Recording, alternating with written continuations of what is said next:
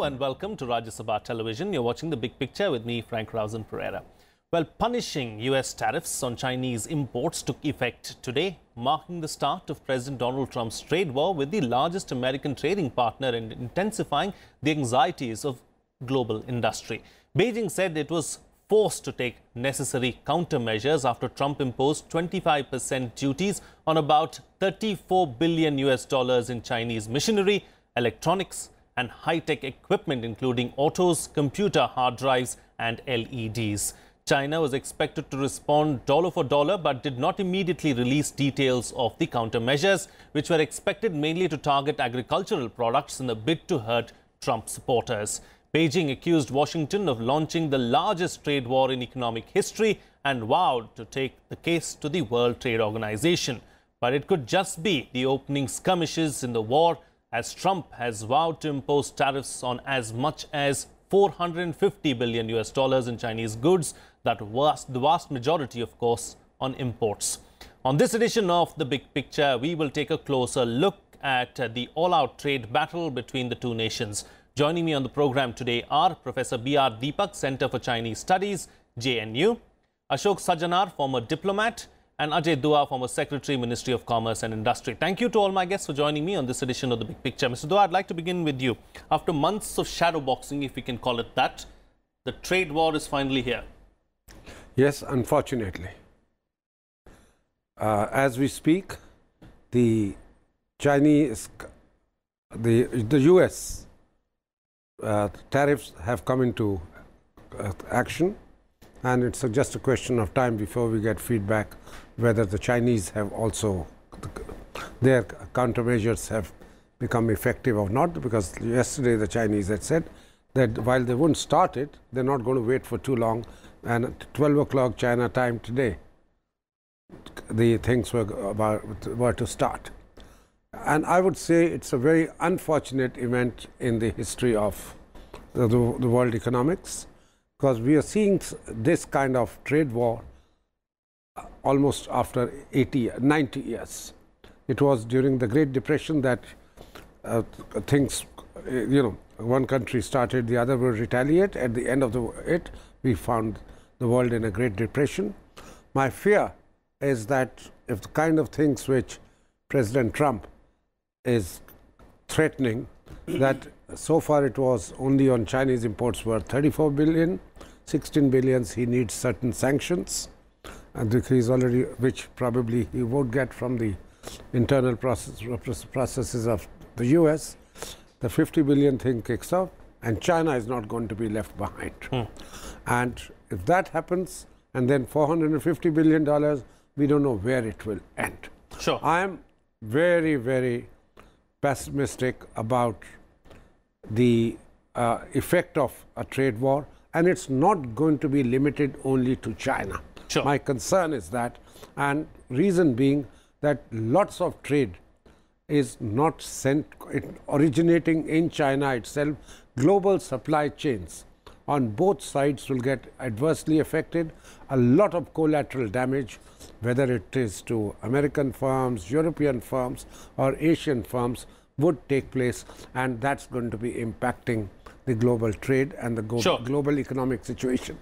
We'll talk about collaterals in just a bit, but before that, Ambassador Sajjanhar, initially when all of this came to the fore, no one really thought that the US administration would go through with it.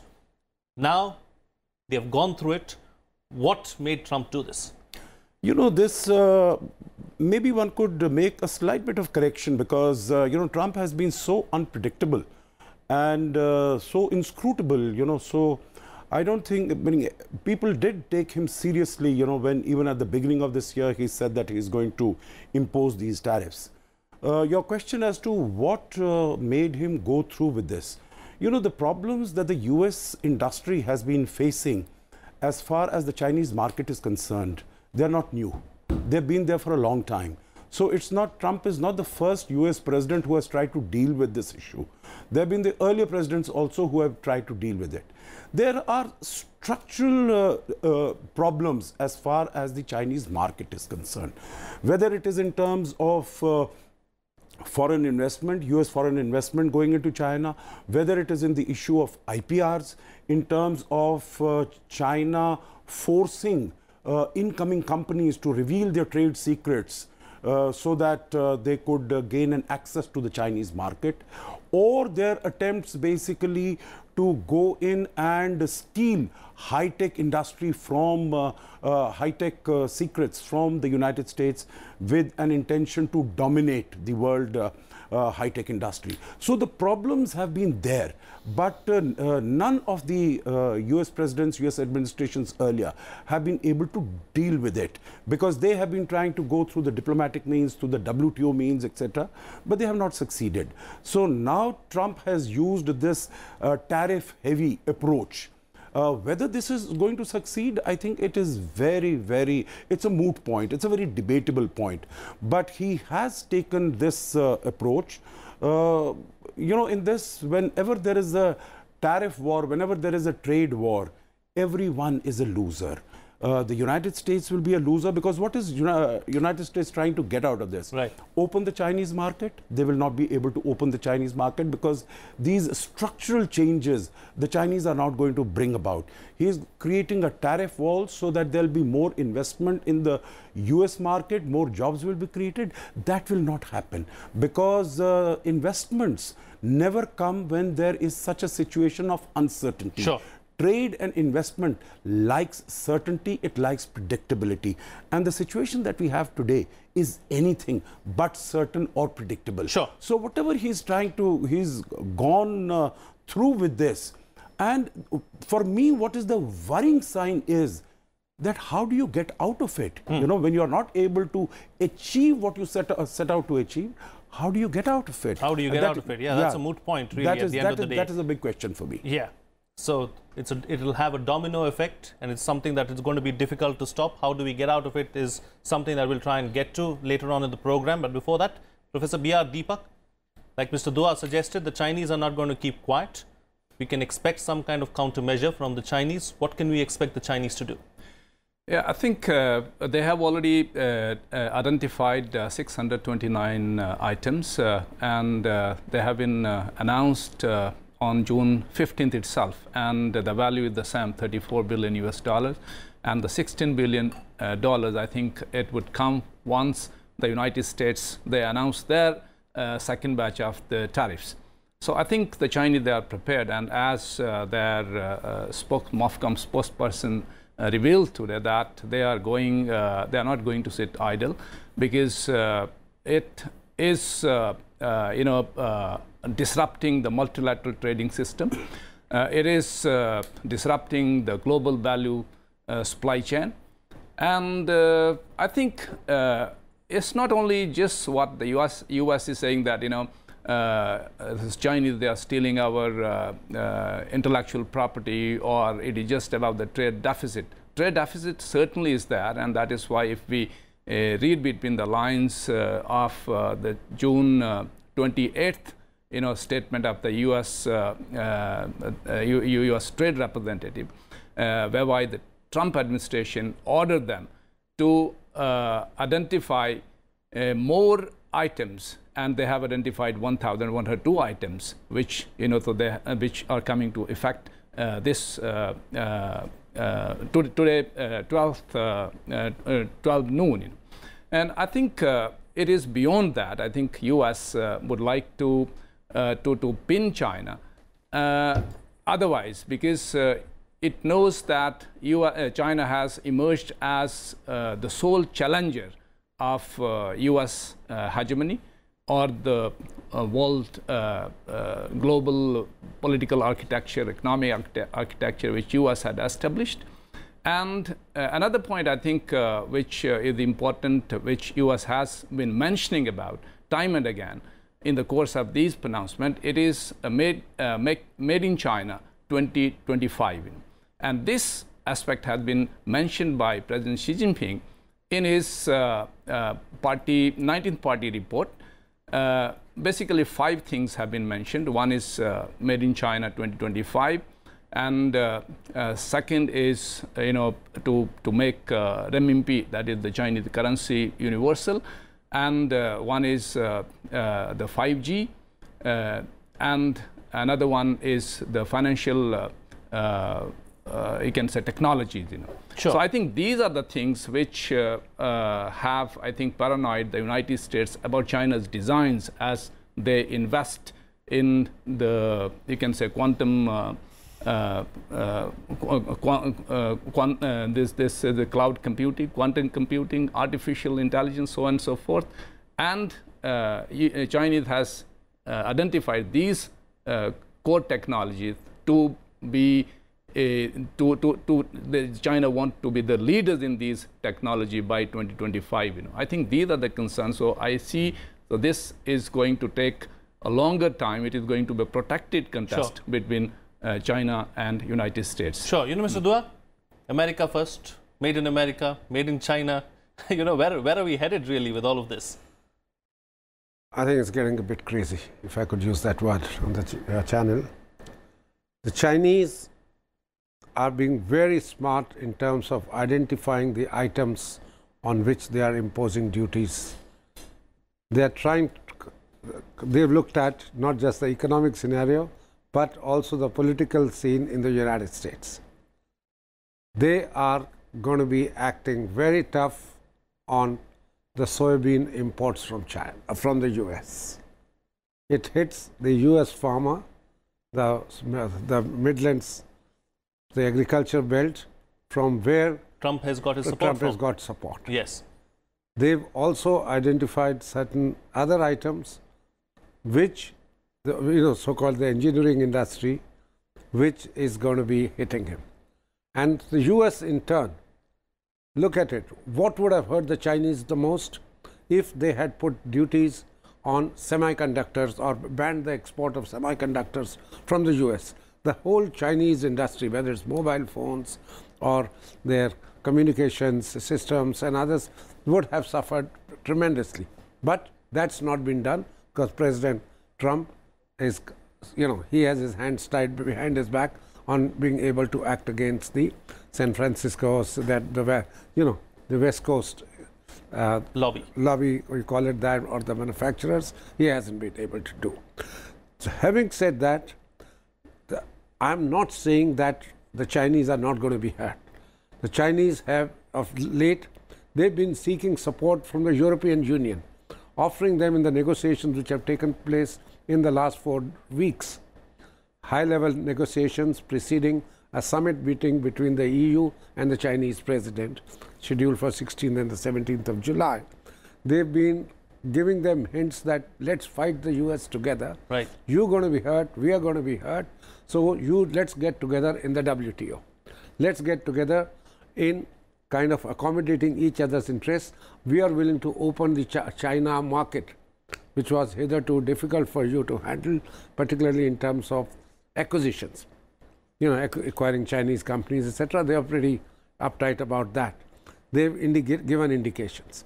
The Chinese have got across to APTA, the Asian, trade, the 6 nations of Asia, including India, and saying, we will give you concessions, we will lower duties on your items. India has already seized that opportunity, and on 3,000 items from 1st of July, the duties to APTA members have been reduced. So I think Mr. Trump and his, my apologies, USTR, have to worry about the fact that the Chinese are not only going to be taking countermeasures in terms of tariff and other issues, but they are also, in a way, making a forum. Everybody talking of open trade, anti-protectionism, and WTO to be the center of the forum, which could make things difficult for President Trump, who at one time had threatened to walk out of even the WTO. He may not, it may not be possible for him to do that. Okay. Ambassador Sajjanhar, who stands to gain, who stands to lose from all of this? Both of them stand to lose. I said that right at the beginning. In a trade war, no one is a victor, no one is a winner. Both of them are going to lose because, the whole theory of trade war or upping the tariffs, increasing the tariffs is that your two-way exchange, that gets reduced. which means that production gets reduced, which means investments, which means jobs. So as far as both the countries are concerned. But who is it going to hurt more, do you think, Ambassador? You know, I think that I would to a large extent agree with Mr. Dua that the Chinese are playing their cards extremely well. And because they are the ones who are responding to whatever is happening. You know, for instance, look at it. Trump wants to save his consumers, you know, as far as his support base is concerned.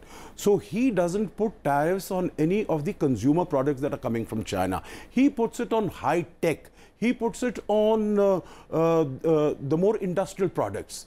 Now, what do the Chinese do? They are, you know, limiting it not only to soya beans, they will put it on pork, they will put it on sugar, they will put it on poultry. Basically, all the agricultural products that are coming from there, so they are the ones who are going to suffer. Their exports are the ones which are going to suffer. So anything, any of the corporate tax breaks that Trump has been providing to them, which has really helped the investment and helped productivity and jobs in the United States, that will come a cropper as far as this is concerned. You know, other way, if you see the way Trump started the negotiations, what we had seen earlier, that they are going to negotiate between themselves. China is going to import some more products, and they said that we will import more agricultural products earlier. That was in April, May. We will import more LNG from you. But you know, that does not really answer the problems that the United States has with the Chinese market. Sure. Because there it is structural problems. This is really a battle for technological leadership of the world and strategic dominance of the world. Okay. You know, and we need to be clear about it. It's not about $10 billion here and $5 billion there, because $375 billion is the trade deficit between US and China. It accounts for 46% of the trade deficit that US has with the entire world. But do you think that any of these items are in any significant way going to reduce the trade deficit? It's not. And as opposed to that, you see, there was a 7-year-old ban standing against the Chinese telecom giant ZTE, that they were not allowed. The United States had put a ban on supplying components to this particular company because it had been found to be exporting its goods to North Korea and Iran. And that was a security issue. Now, Trump, without getting anything in return from China, said that we will look at ways as to how ZTE can be revived to business. Now, if these components had not gone from the United States to ZTE, it would really have crumbled its operations, its production completely. Sure. So Trump has thrown it a lifeline without getting anything in return and sending a very negative message to China that here is a president who, for some billions of dollars in terms of trade, he can also trade with the national security considerations. Sure. So I think that is a very, very negative message that Mr. Trump is sending, and he's equating, you know, these small little trading issues with the much bigger and major structural impediments that affect US exports into the Chinese market. Sure. Yeah. Yes, Mr. Doi. I think the technology gap between the US and China is also fast narrowing. It's no longer what it used to be the position, say, about 20 years ago. If you look at the composition of the Chinese exports to the US, some newspapers carry these reports between yesterday and today, $156 billion worth of technology, high technology items used largely in information and communication equipment are exported by China to the US. So it's no longer that the Chinese are only sending them manufactured goods which are low quality or, you know, kind of other goods which only because of economies of scale are worthwhile. And origin of it could well be that the technology came from the US when the US companies went gushing in President Nixon's era, when Henry Kissinger made that famous trip from India to China to open up the Chinese, get the Chinese market open to the US. Gradually, all of them the US companies who went gushing there with their investments, initially they may have been bullied, but thereafter they found that manufacturing there, including fairly advanced products, was well possible in China. So the technology is being shared. Right. That is, I think, going to be a factor in limiting the options which are available to President Trump and his team. Sure. I say this because last week in the news, Frank, a high representative of the US government was saying that the US government has finalized the sanctions on investments. Everybody was waiting for an announcement saying, now what kind of restrictions have been imposed. Subsequently, at the end of the day, they said the president refused to sign this after having discussed this.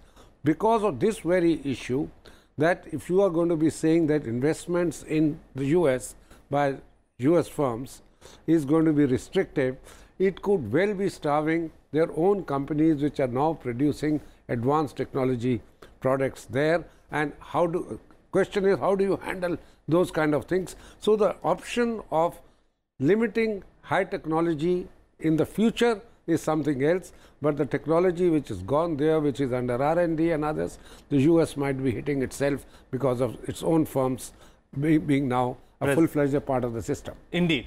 Professor Deepak, how are these tariffs going to affect China?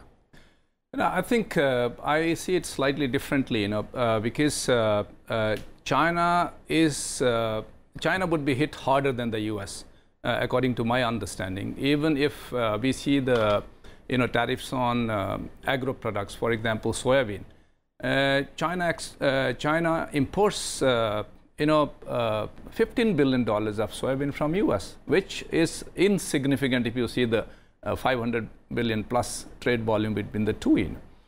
And I think it is technology, which is been often talked about, technological imports, from United States to China. So they are the crucial.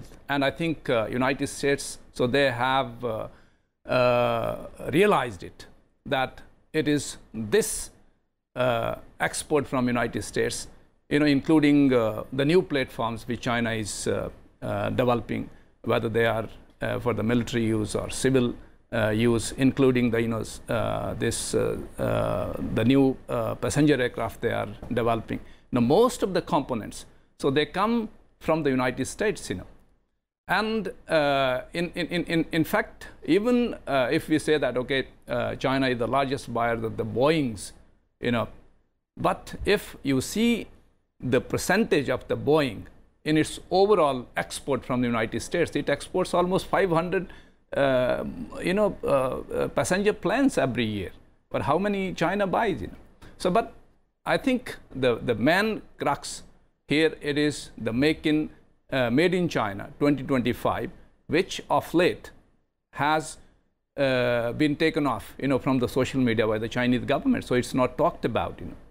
I think this is extremely important issue, and China knows that if it is debarred, from buying technology from United States, it will not be able to bring in the structural change or the new normal which President Xi Jinping calls in his domestic economy. Sure. Consumption-led. For example, the telecom revolution which China has, the social media WeChat platform or the internet banking platforms which have revolutionized the Chinese economy. It has, in fact, boosted the Chinese growth. Right. So these would be immensely affected, and semiconductor, as was brought up by the by Ambassador Sajjanhar, on a ban on the ZTE. If the ban stays, almost 70,000 of the ZTE employees, they would be rendered, redundant, right? Right.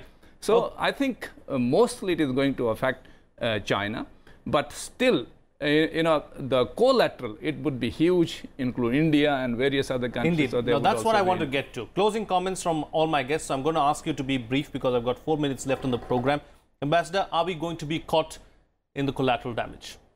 Yes, when the global trade suffers, then all the partners, all those who are taking part in that will suffer. Now, of course, we could also think of taking advantage as far as the trade war is concerned, because, for instance, if China stops buying soybean from United States, is there a possibility as far as India is concerned to meet this demand? You know, that, of course, we could look at it. But then I think the study that has been done by our own economists and by our own chambers of commerce and industry, they have found that out of all this 1,300 items that the United States will stop in the initial stage importing from China, and about 600 plus items that China will, will raise the tariffs, not stop importing, but raise the tariffs. So does it present an opportunity as far as India is concerned? And they have found that we do not have strength in those items, because what, as we discussed earlier, what the United States has raised tariffs is on high technology products that are coming from their industrial products, in which India doesn't really have a strength or a presence. Sure. And vice versa, going there, soybean might be one particular issue, but otherwise. So global trade is going to suffer, and India and the other countries are also going to suffer. Okay. We have our own issues with the United States. We are under Special 301 of its Trade Omnibus Act. So, that is also a problem, and we have to contend with that also. Indeed. Mr. Dua, talking about our own equations, we too have a trade surplus as far as the United States is concerned. So, should we be concerned? Not really.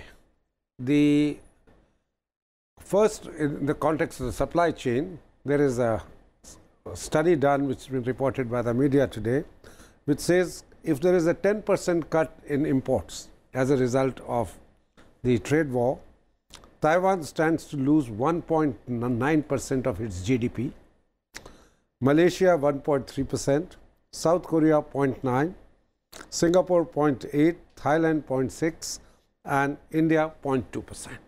Much less than, because we are not in the business really. Our trade, whether with China or the US, is not so significant. We are domestically driven far more, both in terms of our consumption as well as our financing of the investment, etc., which takes place. Sure. To that extent, the global issues affect us much less. But having said that, our imports from the US are fairly large, or in terms of technology and capital equipment. Right. There we could see the prices going up, availability getting disrupted if the global supply chain gets disrupted. Yes. From China, for us, it is much more of merchandise of a medium quality technology and some very high value active ingredients for our pharmaceutical industry. Indeed. Those could also be an issue. Sure. In case the production of those products in China gets impacted. Closing comment from you, Professor B.R. Deepak, with this trade war, already started happening, is finally here. Is it going to bring India and China closer together? Yes, I would say, I think the world is interdependent, and India and China, especially, in the wake of the last year dot-com crisis, and America and India, the problems, especially the cancellation of the talks. I think, yes, it is trying to bring China and India closer, and that's why we see Chinese offering incentives, like tariffs on soybeans, so they have reduced to zero level, and it is allying up closely with South Asia and Belt and Road countries, ASEAN, so on and so forth. I think there would be some opportunities, as previous panelists said, that it is going to impact only around $300 million on Indian economy. But I think global impact is going to be huge, because the contribution of China and India to the global economic growth is really, really huge. I think that is going to be impacted. All right. On that note, then, we'll call it a wrap on this edition of The Big Picture. Thank you to all my guests for joining me on the program and putting things into perspective for us. That's it from me. See you again next time.